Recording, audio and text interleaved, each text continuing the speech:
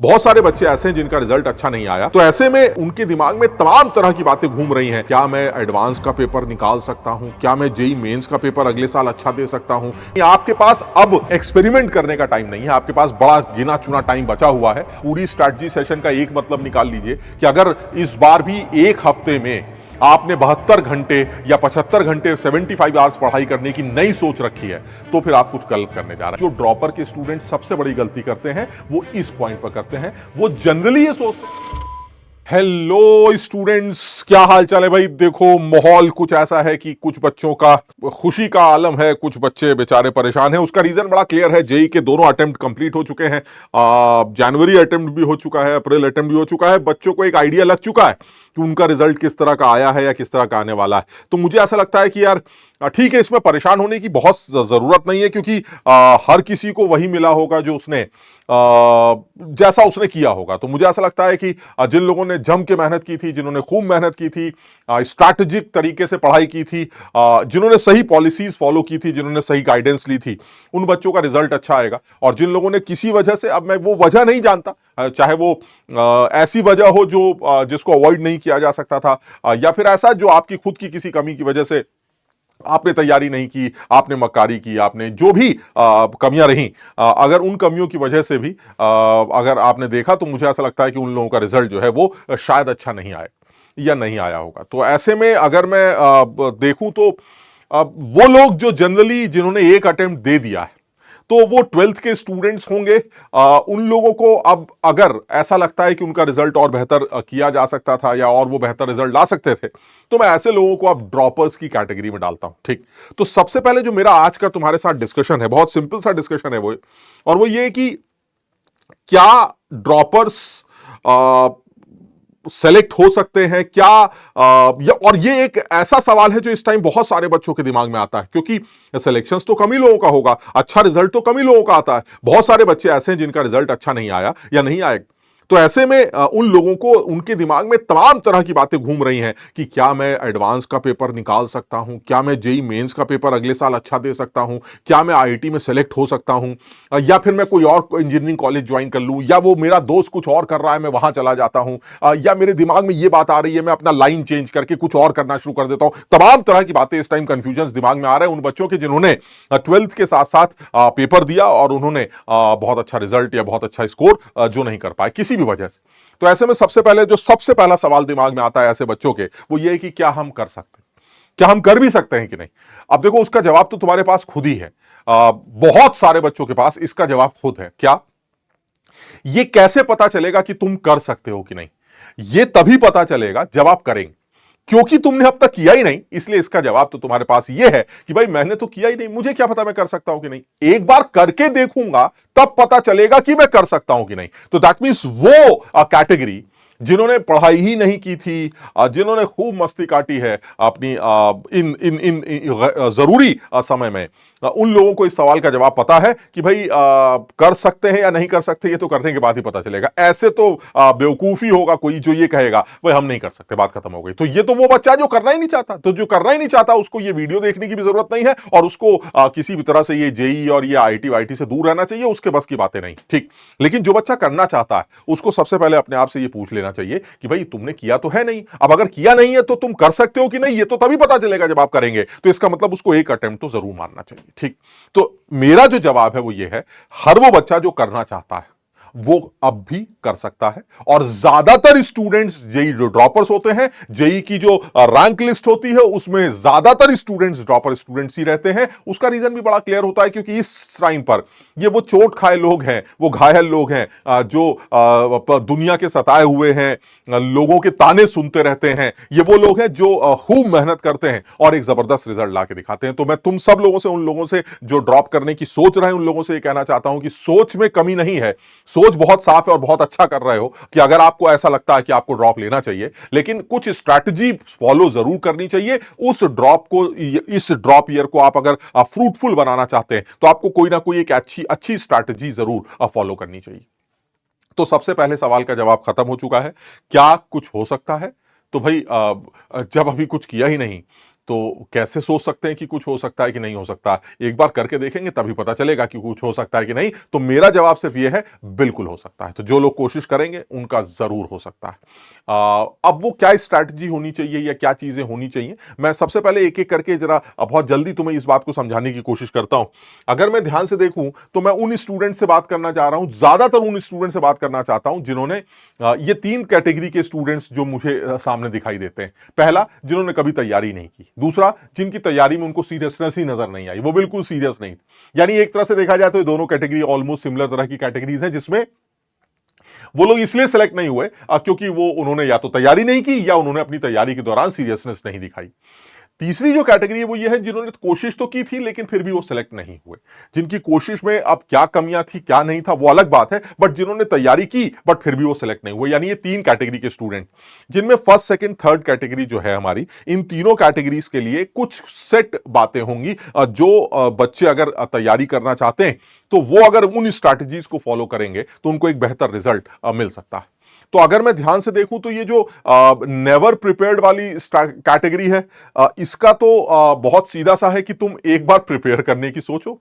तुमने तो कभी प्रिपरेशन की नहीं, तो जब तुमने कभी प्रिपरेशन ही नहीं की तो फिर तो तुम्हें और कुछ समझाने की जरूरत नहीं है। तुम्हें सबसे पहले ये बात समझानी चाहिए कि भाई तुम एक बार प्रिपरेशन करने की सोचो, है ना। तो जो बच्चे, ऐसे लोग जिन्होंने लास्ट ईयर तैयारी नहीं की है, वो अगर ये चाहते हैं तो उनको जेई की तैयारी करने की, अगर वो सोच रहे हैं तो उनको प्रिपरेशन करनी चाहिए। उनको कुछ स्ट्रैटेजी फॉलो करनी चाहिए जो उन्होंने लास्ट ईयर फॉलो नहीं की, उसको वो फॉलो करें। उनका सिलेक्शन के चांसेस बहुत ब्राइट। जो लोग बिल्कुल भी तैयारी करने की सोच रहे हैं, जो कुछ लोग ऐसे जिन्होंने पढ़ाई करते वक्त सीरियसनेस नहीं दिखाई, जो समझ रहे मस्ती मस्ती में जिनकी तैयारी चल रही थी, उन लोगों से भी मैं यही बोलूंगा कि आपको एक स्ट्रैटेजी फॉलो करनी चाहिए और उस स्ट्रैटेजी को फॉलो करते हुए अपने आप को आगे बढ़ाना चाहिए। उम्मीद है कि आपका भी सिलेक्शन जो है वो हो सकता है। जो तीसरी कैटेगरी के लोग हैं उनके लिए भी कुछ बातें ऐसी होनी चाहिए जो अगर वो उन चीजों को फॉलो करे तो शायद इस बार वो बेहतर रिजल्ट ला सकते हैं। तो अगर मैं इन तीनों तरह के बच्चों के साथ डिस्कशन कर रहा हूं तो उसमें जो मुझे समझ में आता है, एक जनरल, मैं इस पूरे डिस्कशन का एक जनरल पॉइंट लेके चल रहा हूं कि अगर मैं ये 3-4 बातों को फॉलो करता हूं तो चांसेस हैं कि ये किसी भी तरह का बच्चा एक अच्छा रिजल्ट ला सकता है।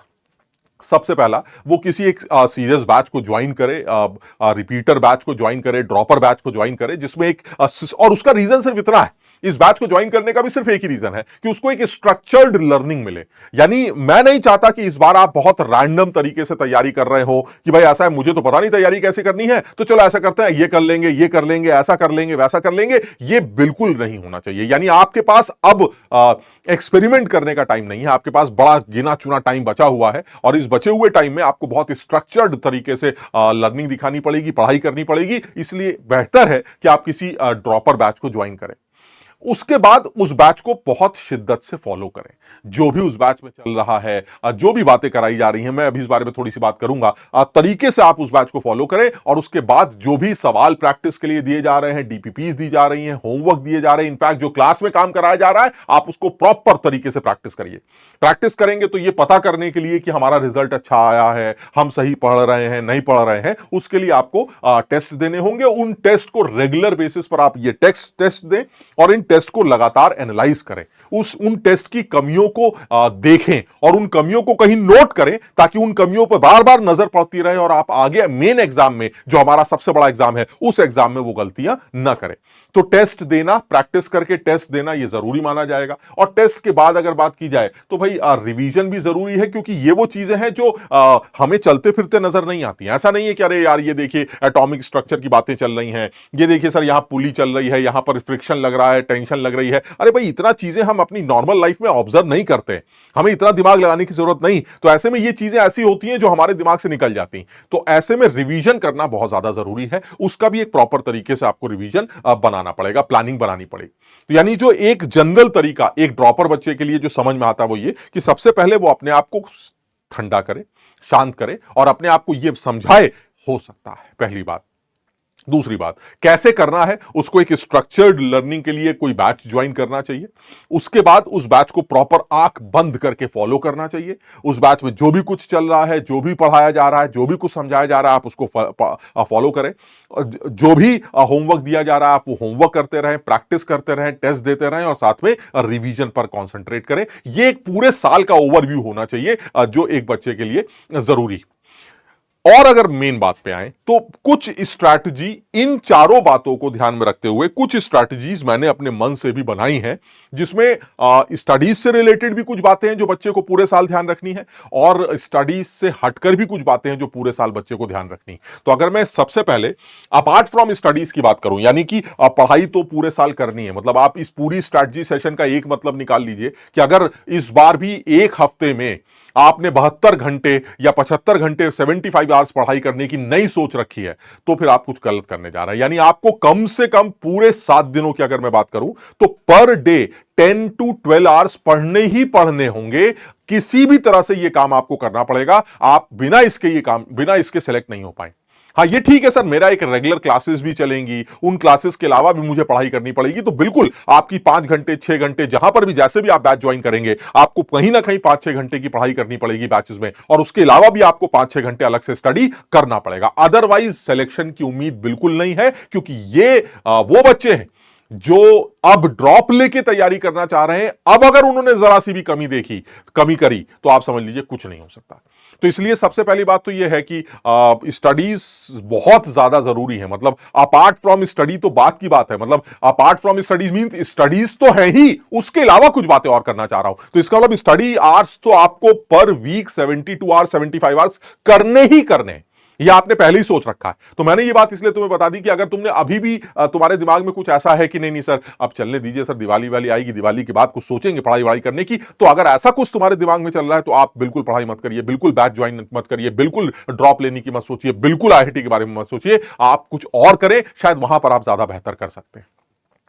तो ऐसे में अगर मैं स्टडीज को हटा दूं, तो एक बच्चा जो जेईई की तैयारी करने की सोच रहा है, जिसने ये तय कर लिया है कि भाई ठीक है, हो गया जो हो गया, मैं किसी भी कैटेगरी को बिलोंग करूं, चाहे मैं फर्स्ट कैटेगरी का स्टूडेंट हूं, चाहे मैं सेकंड कैटेगरी का स्टूडेंट हूं, चाहे मैं थर्ड कैटेगरी का स्टूडेंट हूं, किसी भी वजह से कुछ भी हुआ, अब मैं ये सोच रहा हूं कि मैं तैयारी करूंगा।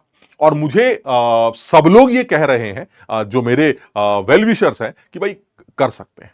और मैंने डेटा भी ये देखा है कि रिपीटर बैच के स्टूडेंट्स जो हैं या ड्रॉपर बैच के जो स्टूडेंट्स हैं, वो जेईई की सिलेक्टेड लिस्ट में सबसे ज्यादा दिखाई भी देते हैं। तो मैंने कहा भाई ठीक है, जब इतना कुछ पॉजिटिव है तो मैं तैयारी करने के लिए तैयार हूं। ठीक, अब मुझे सर सबसे पहले बताइए कि मुझे अपने आप में क्या क्या चीजें देखनी है या क्या क्या चीजों का ध्यान रखना है। पढ़ाई तो अलग बात हो गई, किन किन चीजों का ध्यान रखना है। तो जो सबसे पहली बात आती है वो सेल्फ इंट्रोस्पेक्शन, ये सबसे ज्यादा जरूरी।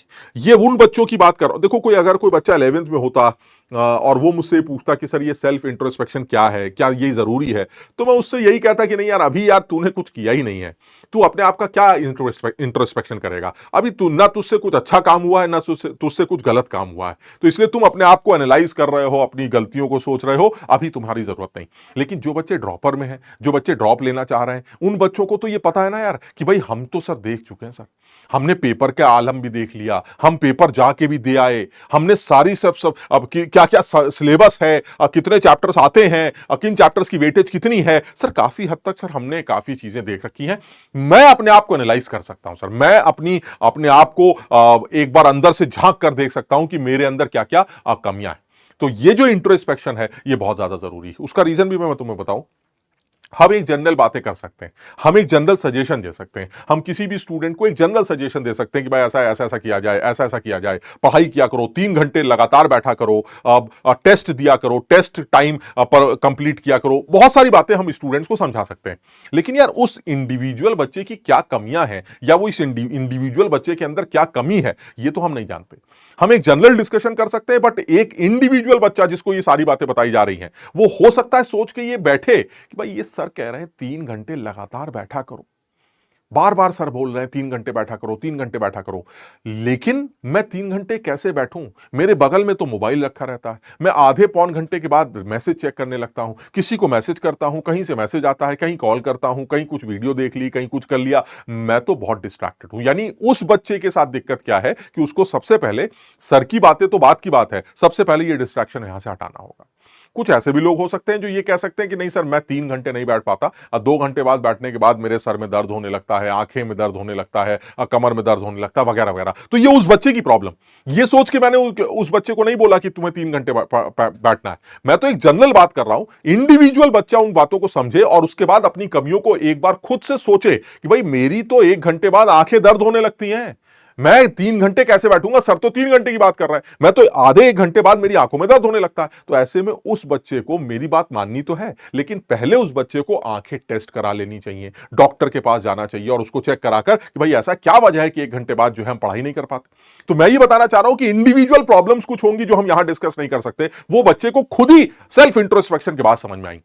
दूसरी बात, सेल्फ इंट्रोस्पेक्शन से फायदा क्या होगा, उसको खुद पता है कि उसकी क्या क्या कमियां रही। आप अपनी आंख बंद करके अपने आप से पूछें भाई लास्ट ईयर क्या कमियां रही, तो अंदर से कई आवाजें निकल के आएंगी। तूने पढ़ाई नहीं की, तूने तरीके से नहीं पढ़ा, तूने टेस्ट नहीं दिए, तूने डीपीपी नहीं की, तू कुछ करता ही नहीं था, तू क्लासेस अटेंड नहीं करता था, बातें नहीं सुनता था सर की। तमाम बातें होंगी जो आपके अंदर से निकल के आएंगी। यही है इंट्रोस्पेक्शन। इन बातों को ही तुम्हें अब इस बार दूर करना है।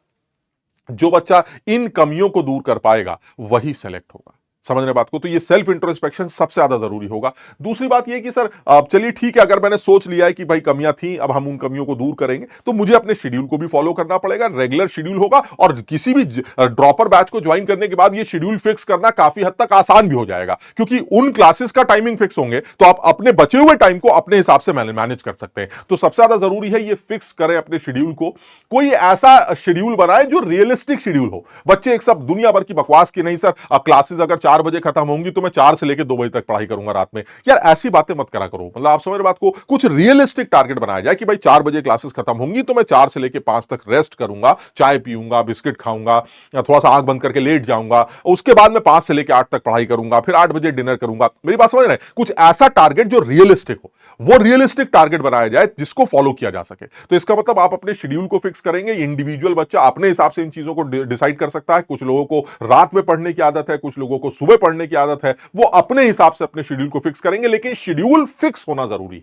आप समझ रहे हैं? क्योंकि अगर ये फिक्स नहीं होगा तो जो क्लासेस आप कर रहे हैं उन क्लासेस में भी आप इफेक्टिव रिजल्ट नहीं निकाल पाएंगे, उस क्लासेस का भी आप निचोड़ मजेदार नहीं निकाल पाएंगे। तो इसलिए शेड्यूल को फिक्स करना बहुत ज्यादा जरूरी। उसके बाद दूसरी बात सर, इन सारी चीजों को जितनी आप मेहनत करने के लिए कह रहे हैं, जितनी आप बात कर रहे हैं, इन सब के लिए बहुत ज्यादा जरूरी है कि हमारी डाइट भी थोड़ी सी प्रॉपर हो। मैं ये नहीं कहता कि बहुत ज्यादा विटामिन खाने हैं, अब समझ रहे बात को, प्रोटीन लेना है, मैं इस डिटेल में नहीं जा रहा हूं।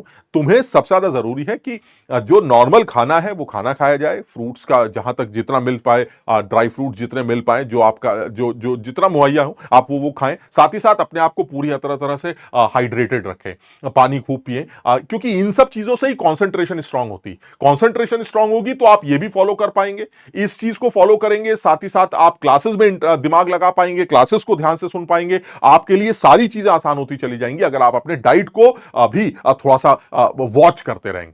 मतलब ऐसा नहीं है कि यार अरे कभी भी कुछ खा लिया। आप एक एक प्लानिंग के साथ अगर चीजों को करेंगे तो आपके लिए बहुत ज्यादा बेनिफिशियल होगा। दूसरी बात ये, ड्रॉपर के स्टूडेंट से खासतौर पर यह बात बोली जाती है, उसका रीजन यह है क्योंकि टाइम थोड़ा कम रहता है, तो आप अपनी पढ़ाई को भी टाइम बाउंड कर सकते हैं। आप जब स्टडी करें तो आप अपने हिसाब से प्लानिंग कर लें कि भाई ऐसा ये मेरे सामने 40 सवाल हैं, इन 40 सवालों को मैंने टारगेट बना लिया है, सवालों का लेवल बहुत तगड़ा नहीं है, तो मैं सवा घंटे में, 1 घंटे 20 मिनट में, 1 घंटे 10 मिनट में ये 40 सवाल सॉल्व करने की कोशिश करूंगा। आपने अपने आप को टारगेट दिया है, जरूरी नहीं कि वो टारगेट उसी टाइम पूरा हो जाए, बट टारगेट देने से फायदा यह होगा कि आप कम से कम जल्दी जल्दी चीजों को समझना शुरू करेंगे। आपके पास समय की क्योंकि कमी होगी तो आप उस कम समय में भी किसी सवाल को कैसे सुनना है, कैसे समझना है, ये सब चीजें धीरे धीरे अपने अंदर आप प्रैक्टिस में ला पाएंगे। तो मेरे हिसाब से बहुत ज्यादा जरूरी है और ये रेगुलर बेसिस पर होना भी चाहिए। डीपीपी आपको करने के लिए दी गई जिसमें 10 सवाल है, आपने पहले से दिमाग में बना लिया भाई ऐसा है तो हमारे पास 20-25 मिनट है, 20-25 मिनट में 10 सवाल करने हैं।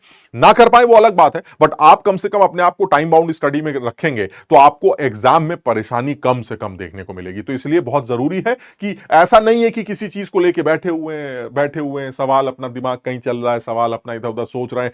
अब अननेसेसरी टाइम वेस्ट करने की जरूरत नहीं है, एक टाइम बाउंड स्टडी होना बहुत ज्यादा जरूरी है। दूसरी बात यह कि थोड़ा सा जैसे कि आपने बताया सर खाने पीने का ध्यान रखना है, सब कुछ है, तो ऐसे में अपने आप को थोड़ा सा फ्रेश रखने के लिए हल्की फुल्की फिजिकल एक्टिविटी जरूरी है। चाहे वो घर में ही आपने उछल कूद कर ली या थोड़ा सा वॉक कराए। सबसे अच्छा तो यही है कि एक बच्चा जो है शाम के टाइम पर कैसे भी थोड़ी देर 10 मिनट के लिए, 15-20 मिनट के लिए वॉक करके आ गया। तो ऐसे में लेकिन बहुत ज्यादा एक्सर्शन भी जरूरी नहीं।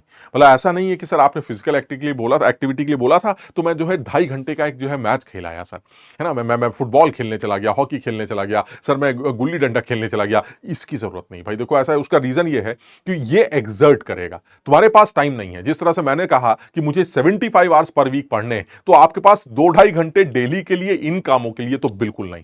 और क्योंकि अगर आप ये कहें कि नहीं सर मैं वीक में ये दिन एक काम एक दिन कर लूंगा ऐसा, या 2 वीक में एक बार कर लूंगा, तो फिर वो तुम्हें और एग्जर्ट करेगा। आप समझ रहे हैं, जब आप खेल नहीं रहे, कुछ नहीं कर रहे हैं, 15 दिन बाद आपने उठाया बैडमिंटन, तो आपके कभी हाथ में दर्द हो रहा है, कभी कमर में दर्द हो रहा है, कभी पैरों में दर्द हो रहा है, आप अननेसेसरी अपना टाइम वेस्ट कर रहे हैं। तो मैं सिर्फ यही बोलूंगा, कुछ दिनों की बात है, आप बहुत तगड़ी फिजिकल एक्टिविटी को अवॉइड करें, बस एक नॉर्मल वॉक या हल्का सा जॉगिंग जैसा कुछ भी, जिससे आप अपने आप को फ्रेश कर सकें, वो बहुत ज्यादा जरूरी होगा। साथ ही साथ मुझे ऐसा लगता है ये वो चीजें होंगी 5-6 पॉइंट्स जो स्टडीज के अलावा अगर बच्चा फॉलो करता है तो उसको कहीं ना कहीं बहुत जल्दी रिजल्ट्स सामने आते हुए नजर आएंगे। अब बात आती है स्टडीज की। स्टडी में हमें किन बातों को ध्यान रखना है, तो देखो ऐसा है, सबसे बड़ी बात है कि स्टडीज ही की सबसे ज्यादा ध्यान रखनी, हमें स्टडी का ही सबसे ज्यादा ध्यान रखना है, हमें पढ़ाई पर ही सबसे ज्यादा ध्यान रखना है। आप पढ़ाई का टाइम बढ़ा देंगे तो हर तरह की स्ट्रैटेजी फॉलो होगी। अगर आप पढ़ाई का टाइम ही 1 घंटा रखेंगे तो आप यही सोचते रह जाएंगे, सर ने कहा था कि केमिस्ट्री को भी पढ़ना है, फिजिक्स को भी पढ़ना है, मैथ्स को भी पढ़ना है, 1 घंटे का टाइम है, हमें ये भी करना था, हमें मेंस लेवल के सवाल करने थे, हमें एडवांस लेवल के सवाल करने थे। अरे भाई 1 घंटे के टाइम में आदमी क्या तो क्लास का रिवाइज करेगा, क्या वो क्लास के होमवर्क करेगा, क्या वो क्लास वर्क करेगा, क्या वो डीपीपी करेगा? वो कुछ नहीं कर पाएगा। यानी स्टडीज वाली बातें तो सिर्फ तभी काम में आएंगी जब आपका स्टडी आवर ज्यादा हो। तो मेरे हिसाब से सबसे ज्यादा जरूरी है कि सबसे पहले आप अपने बैच को, जिस बैच को भी आपने ज्वाइन किया है, उसको ब्लाइंडली फॉलो करें। आप उस बैच को पूरी तरह से फॉलो करें। हाँ, मैं ये नहीं कहता कि आपके पास अगर टाइम है तो आप कुछ और नहीं कर रहे हैं।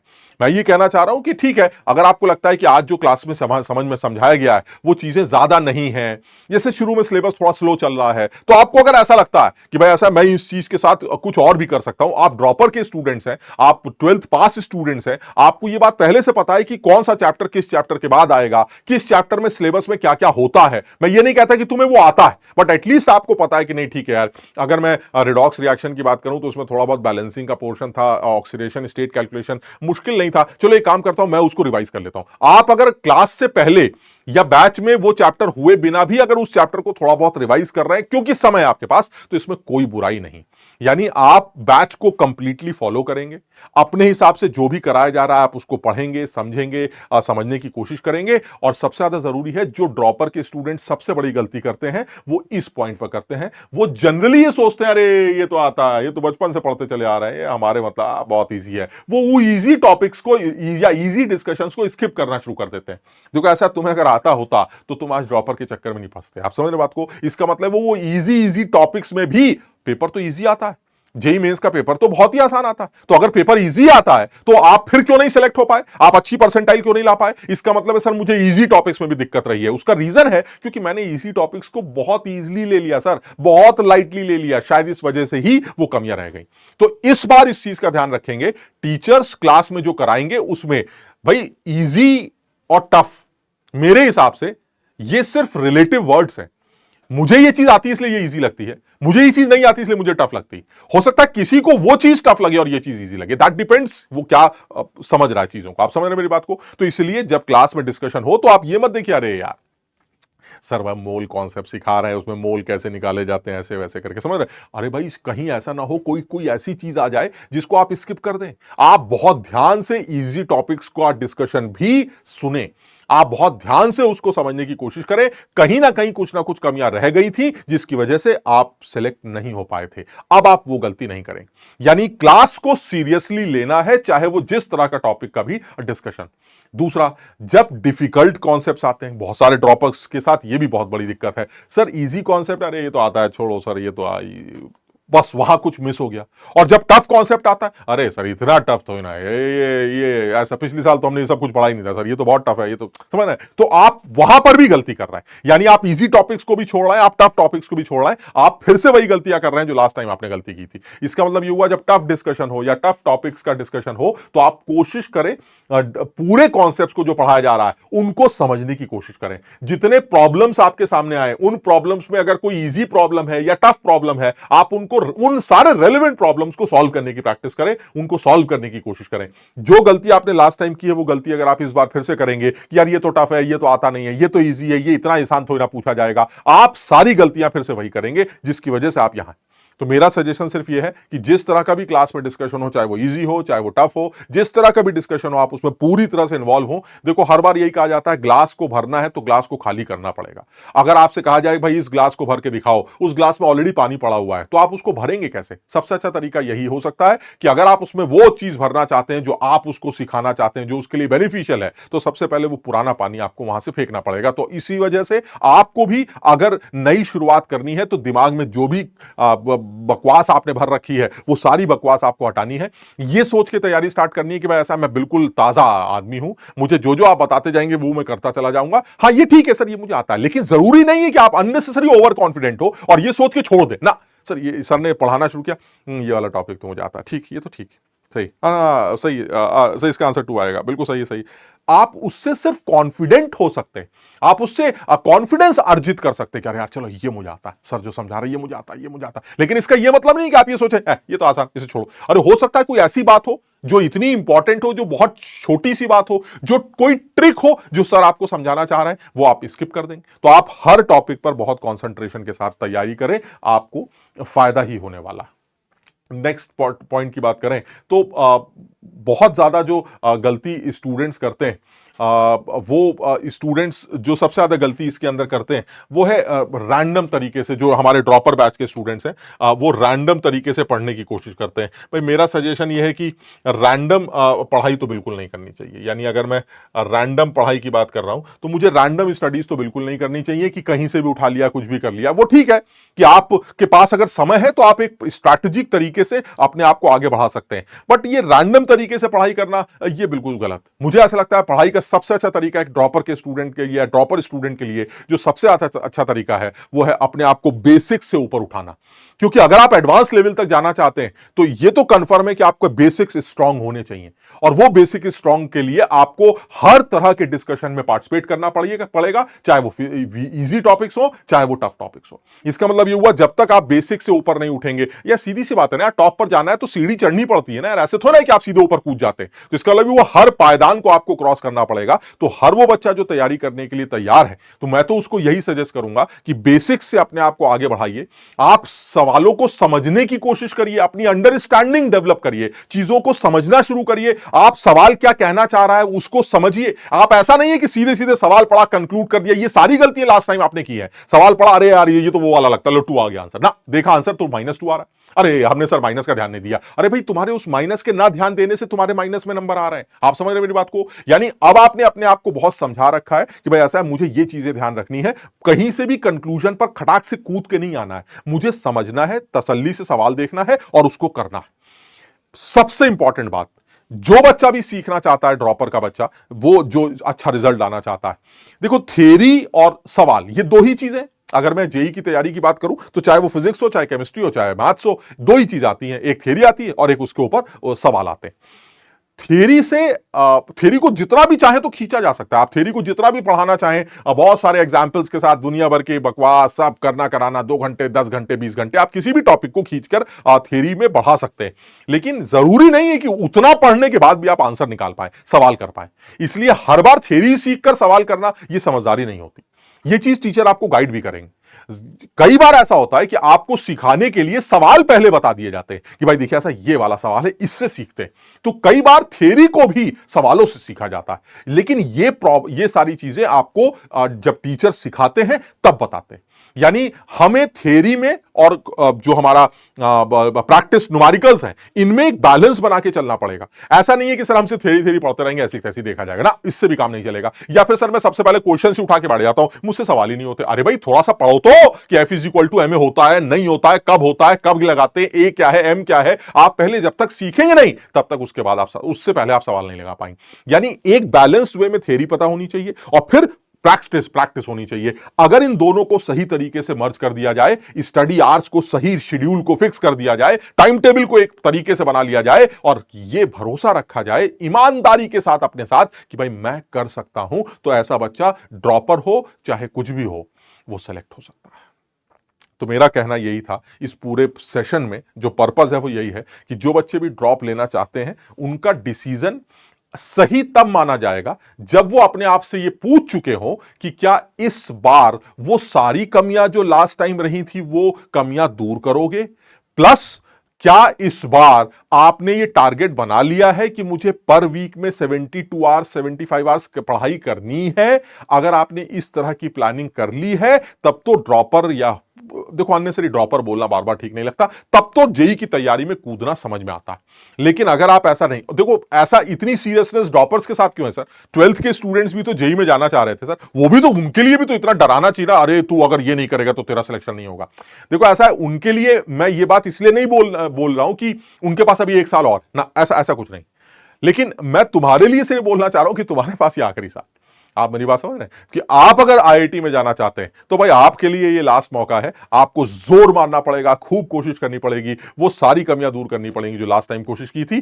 केमिस्ट्री की बात करें तो केमिस्ट्री वो सब्जेक्ट है जिसमें वो सारी चीजें वैसे ही की जाती हैं जैसे फिजिक्स और मैथ्स में की जाती हैं। ऐसा नहीं है कि यहां पर कुछ नया स्ट्रैटेजी बनाई जाती, बहुत साफ है। आपको एक सेट वे में थ्योरी पढ़ाई जाती है और उसके बाद उसके ऊपर प्रैक्टिस कराई जाती है। थ्योरी पढ़ाते वक्त कुछ ऐसी चीजें निकल के आती हैं जिसमें आपको ऐसा लग सकता है ये तो बड़ा आसान थी, बट जब आप ध्यान से सुनते हैं तो आपको लगता है अरे यार ये तो आसान तरीका था यार, ये तो हमने लास्ट टाइम पढ़ा ही नहीं था, या हमने इस चीज पर ध्यान ही नहीं दिया। हमें वो सारी चीजें ध्यान देनी पड़ती। तो इसका मतलब ये हुआ कि जो बच्चा भी तैयारी करना चाहता है उन सब लोगों को ऑल द बेस्ट। मेरे हिसाब से सोच में खराबी नहीं है, ड्रॉप करने में कोई बुराई नहीं है, लेकिन ड्रॉप करने के बाद भी अगर उसी तरह की कमियां रही जो आपने पिछले साल दिखाई थी तब बहुत बड़ा गुनाह माना जाएगा। इसको पूरे एक साल का वेस्टेज माना जाएगा, जिसकी भरपाई बहुत मुश्किल होगी। हाँ, लेकिन जो बच्चा मेहनत कर रहा है फिर ये एक साल वेस्ट नहीं है यार, ये कोई वेस्टेज नहीं है सर। एक साल का कोई मायने नहीं रहेगा अगर मैं नेक्स्ट ईयर बढ़िया मेहनत करके एक अच्छे इंजीनियरिंग कॉलेज में पढ़ने चला जाऊं, चाहे वो कोई अच्छा आईआईटी हो चाहे वो एनआईटी हो। तो इसका मतलब ये हुआ सर, अब एक साल इन्वेस्ट करने जा रहा हूं मैं और इसी वजह से मैं ड्रॉपर के नाम का ठप्पा अपने माथे पे लगाऊंगा, लेकिन सर एक बेहतरीन रिजल्ट लेके दिखाऊंगा। उसका रीजन सिर्फ ये है कि सर बहुत सारे बच्चे जो ड्रॉपर्स हैं वो जेई में सेलेक्ट होते हैं। तो इसलिए भाई ये एक अच्छा डिसीजन माना जाएगा। और ये जो 2027 बैच है इसमें भी इसी तरह से सारी स्ट्रैटेजीज फॉलो की जाती। तो जो बच्चा ज्वाइन करना चाहता है रिपीटर बैच ज्वाइन कर सकता है, एक स्ट्रक्चर्ड वे में पढ़ाई की जाती है, तो वो जो कि बहुत ज्यादा जरूरी है। तो सब बच्चे कोशिश करें, मेहनत करें, लगे रहें। अगर ये काम करेंगे तो एक अच्छा रिजल्ट लाया जा सकता है। बाद में तो मैं एक ही बात बोलूंगा कि कहने के लिए आप ड्रॉपर्स हो, लेकिन यहां तक पहुंचना भी कोई बहुत बड़ी बात नहीं। यानी ज्यादातर बच्चे जो बहुत मेहनत करते हैं, ड्रॉपर ड्रॉपर ड्रॉपर बोला जाता है, लास्ट में सब भूल जाते हैं और पता ही चलता है यार ये तो टॉपर है। तो इसलिए हम सब की तरफ से ऑल द बेस्ट। खूब कोशिश करो, खूब मेहनत करो, क्योंकि ये रास्ता मुश्किल नहीं है। इस रास्ते में सिर्फ मेहनत है, जो कि अगर आपने की, टीचर्स का कहना माना, सारी बातें जो बैच में बताई जा रही हैं उसको फॉलो किया, तो एक बेहतरीन रिजल्ट लाया जा सकता है। तो हम सब की तरफ से ऑल द बेस्ट। खूब कोशिश करिए, खूब मेहनत करिए और बहुत जल्दी डिसाइड कर लीजिए कि हमें करना ही है, क्योंकि हमारे पास इसके अलावा और कोई रास्ता ही नहीं। ठीक है ना? चलिए, all the best. Thank you so much.